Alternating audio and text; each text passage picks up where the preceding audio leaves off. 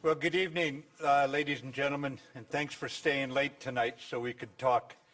As you know, we've just completed the NATO Defense Ministerial here in Brussels, and we discussed threats to the security situation, and by threats I mean from the east and from the south. The threats manifested from Russia and the threats from terrorism. Our focus was heavily on adapting NATO to these circumstances, both institutionally and in the short term as well, what we have to do right away. And we focused on counterterrorism and Russia's destabilizing activities, both in cyberspace and on the ground. We spent a fair amount of time on NATO's enhanced forward presence operations, and those, as most of you know, are in Estonia, Latvia, Lithuania, and Poland. Those are the 4 host nations.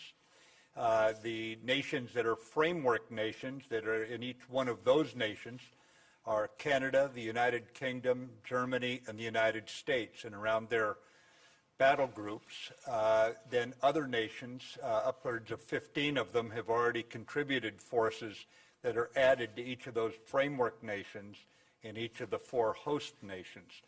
And I've observed some of these troops in the field. It is really quite energizing to see young soldiers from across the NATO alliance working together in the forests of Lithuania and elsewhere in the Baltic region, as they make very clear in a wholly defensive orientation that we stand united and together. And I bring this up because this wholly defensive deployment shows a truly united NATO. United in its estimate, or what we would call appreciation, assessment of the security situation, but more than united in understanding it, they're also united in how they react to it. When you put your troops on the ground under other nations' command, there in the forest, you're making a statement of unity at that point.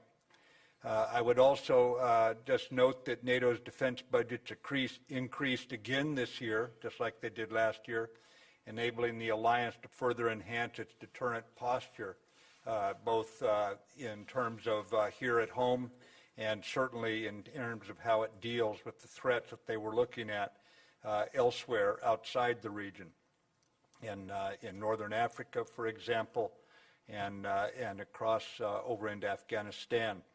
An example of America's commitment to NATO, to Article 5, beyond what the President said with Romanian President Iohannis during his visit to Washington a little over a week ago, was certainly the Senate voting 100-0, a unanimous reaffirmation of America reaffirming Article 5 of the NATO Treaty. I would add to it that in terms of European security, what we have is a budget request by President Trump that raises our budget for the European Reassurance Initiative by $1.4 billion this year over last year. That's a statement of where the American government is putting its money. And I say that at a time when many of our government agencies are being reduced in their budgets. We are increasing our budget in support of NATO and specifically in support of the European Reassurance Initiative. So that's a pretty big statement right there of where we place our priorities. On Afghanistan, we discussed the situation in the meetings today.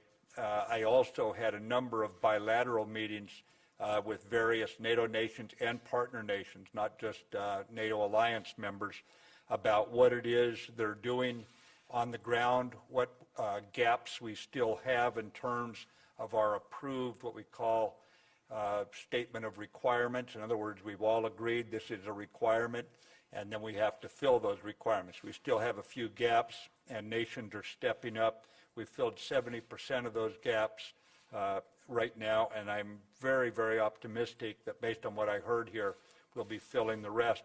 I needed to talk to the allies here and partners here, and then our chairman of the Joint Chiefs earlier this week was in Afghanistan. Based on what I picked up here, and when I returned to Washington and talked to the chairman, I'll finalize my recommendations on the strategy going forward to take to President Trump as we determine what our government strategy will be. That decision will be made obviously by our president. It'll be informed by what I picked up here from our allies, from our military commanders in the field, and then at that point, once the strategy is decided upon, then it'll be up to all of us to execute it to the best of our ability, and we will refine the U.S. troop numbers at that time within that framework accordingly. So thank you, and I will take your questions. Thank you, Mr. Secretary. Lita Baldor, Associated Press. Thank you, Mr. Secretary. You've mentioned that you spoke to a lot of allies today about their troop commitments and about the ongoing strategy. The U.S. and its allies have been at war in Afghanistan for 16 years now. Do you believe that there are a lot of new ideas out there that you can talk about and implement in the strategy? And specifically, you also mentioned the 70%. Do you believe, you said you were optimistic, you think that you will get all the commitments that you think you're going to need? Well, we'll work out the commitments. Certainly, you never step into the same stream twice. By that I mean what the war was doing 15 years ago is not what it's doing today. Looking back on it, it's pretty much a consensus that we may have pulled our troops out too rapidly, reduced the numbers a little too rapidly. But the difference today is that the Afghan army is actually able to carry the fight, and they've been carrying the fight for some time now. So there's always new ideas you can come up with.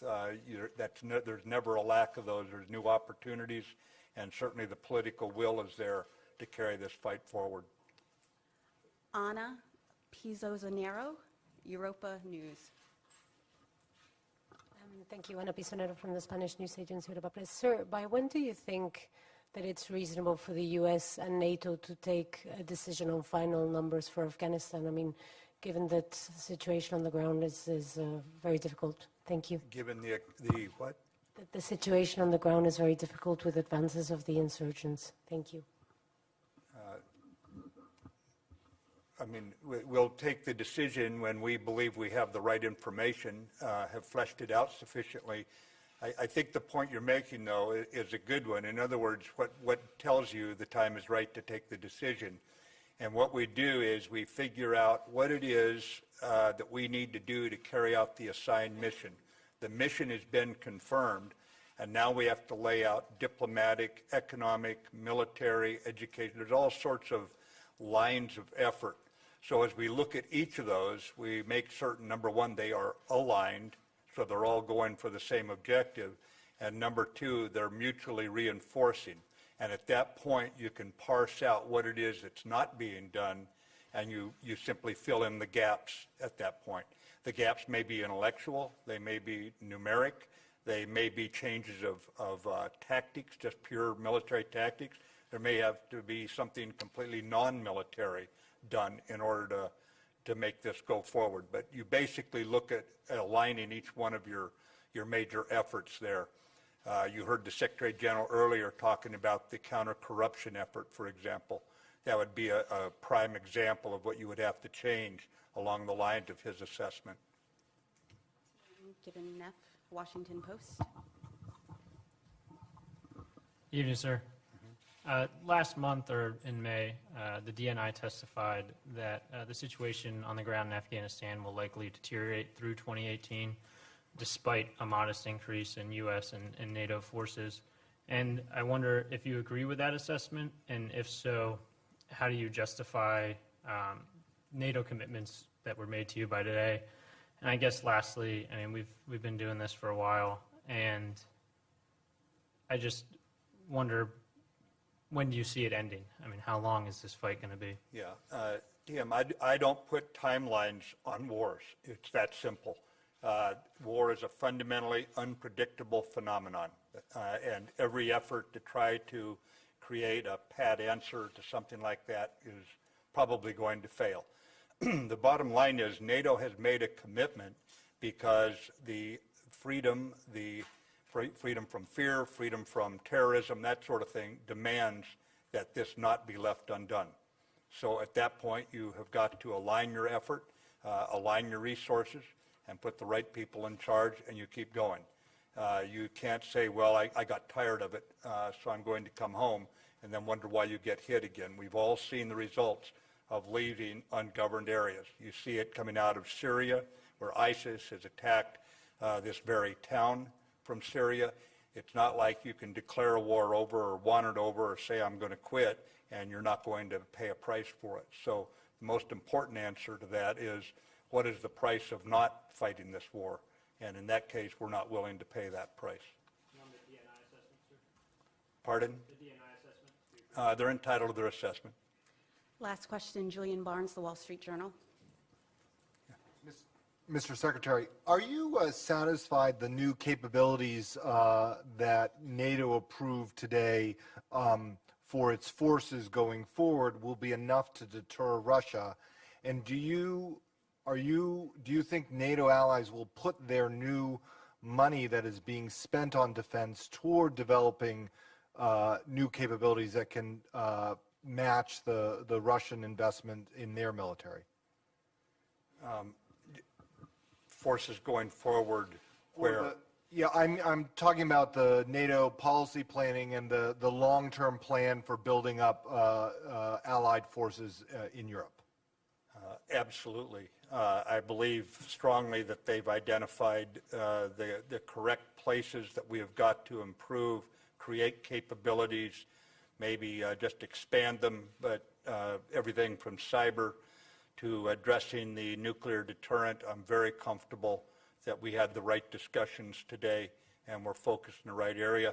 I have no doubt, because of the clarity that you see in today's assessment of the situation, and more importantly, the response where people have actually put their troops up into that area, I don't think you would see that absent a pretty strong conviction that the gaps have been identified and there's a sense of urgency to start addressing them. And when you look at now we're into several years of increased budgets by NATO, you see nations having to come to grips with the fact that Russia's not going to be the partner that perhaps we wished it would be back in the 1990s, at least not in the near future. So they are reacting specifically to that assessment. So yes, I'm absolutely convinced we're on the right track. Thank you, Mr. Thank you Secretary. very much. Thank you.